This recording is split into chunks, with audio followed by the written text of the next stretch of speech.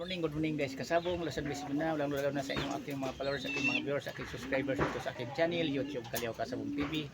Sa umaga na ito ngayon, magbigay naman ko kunting tips sa inyong mga baguhan pa na mag-alaga ng papalahig manok tulad ko. Tungkol naman sa kulay na ating mamanukin na doon tayo kumikita.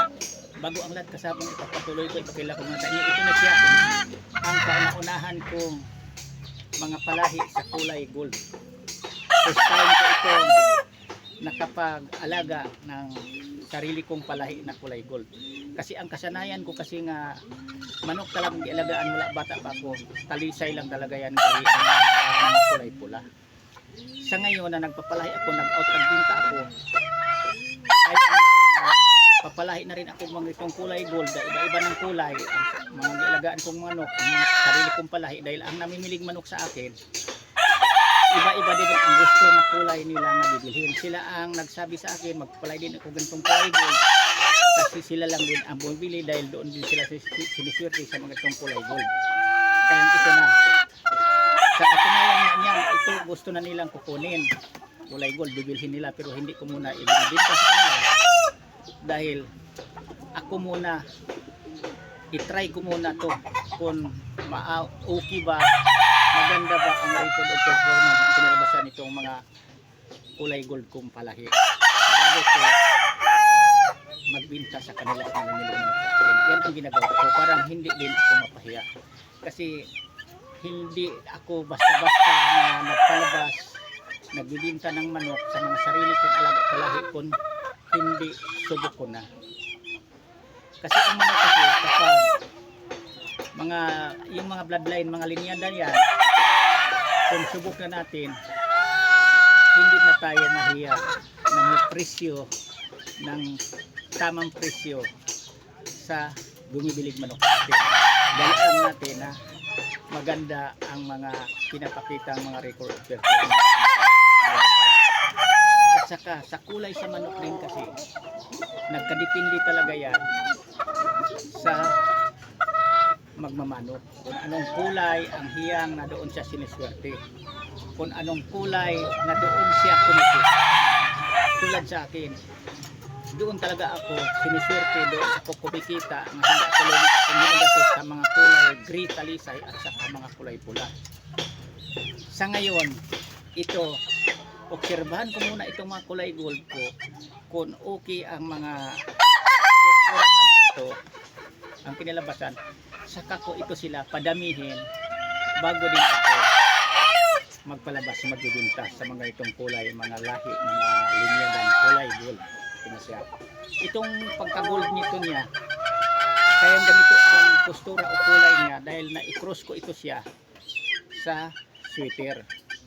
Ang ama nito niya, Boston sweater. Tapos ang ina nito niya, kulay gold.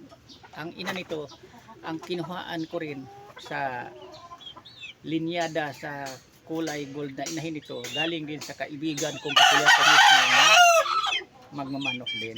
Nag-entry din sa industriya laro sa manok.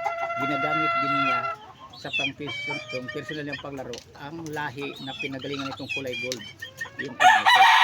Kaya mayroon akong lahi na kulay gold. Pag maganda ang kinalabasan sa mga resulta sa mga kulay gold ko, saka ko pa ito sila padamihin. Ganyan ang pagpapalahi ko ng manok. Kung asaan tayo komportable na kumikita tayo, hindi tayo lugi sa ating ginagastos sa nating mga bloodline linyada sa mga manok o sa mga kulay, yan dapat ang padamihin natin. Kasi kung marami ang nakagustong mamimili sa kulay o bloodline na yan sa linyada sa manok, balik-balikan sa namimilig manok, ikita tayo. Doon tayo, yan ang padamihin natin. Ganyan ang ginagawa ko. Pero sa mga kulay ko naman din ng mga great talisay, yan talaga ang pinakahiligan ko na kulay. Kahit sino ang makakuha, makabili sa akin, alam na alam din nila kung ano din ang mga ipinapakita ng mga record of performance at saka kagalingan, kahusayan na maglaro din. Kasi di rin pwede na porket siniswerte tayo sa ganung kulay Tapos ang manok natin, pag maglaro, patalon-talon lang, palundag-lundag lang, pailag-ilag lang, hindi maipanalo ang laro niyan kapag ang manok mo ganyan lang ang laro. Kasi ang ipapanalo yung masipag na maglaro, hindi yung palundag-lundag lang, patalon-talon. Paano ka mananalo niyan? Kailangan mabilis ka na mo diskarte para ipanalo mo ang laro na yan. Ganyan dapat ang alagaan natin na manok na padamihin. Kaya lang pagdating kasi sa industriya sa laro sa manok, walang kasiguraduhan. Kahit ano kagaling ang manok nating minamanok, kahit ano pang conditioning natin yan na gagawin, ano pang mga kumpletong vitamins na i-apply natin sa kanya para mas lalo siyang gagaling, may talo pa rin yan. Pag tinatawag ang industriya sa laro, walang maglaro na hindi matalo. Kahit ano kagaling, may pagkatalo yan.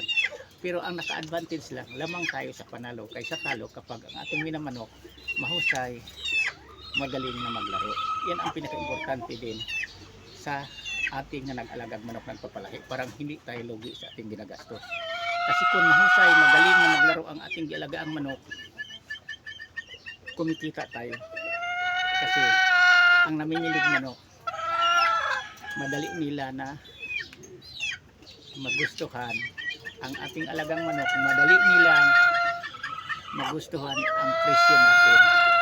Halos hindi na sila tumatawad sa nakakaintindi sa pag-alaga ng manok. Kasi ang manok hindi to biro. Ginagastusan natin to. Araw-araw bumibili tayo, ang pinapakain natin araw-araw binibili natin sa mga suki natin forte supply, hindi natin hinihingi. Kaya ang pagmamanok, kailangan dito mayroon lang tayo na pagkukunan talaga ng pambili ng kanilang pagkain sa araw-araw at sa vitamin. Ang pinaka-importante, parang ang ating mga manok, mga healthy, maganda ang mga katawan. Kung mag-out magbenta tayo, madaling mabili ang ating mga alagang manok, kumikita tayo kahit konti man lang sa ating pagmamanok. Pinaka extra income na rin yan, nanggagaling sa pamaraan na malinis, marangal, kumikita tayo sa pag-alaga ng manok. Yan lang, maraming salamat ulit sa punong tikibo.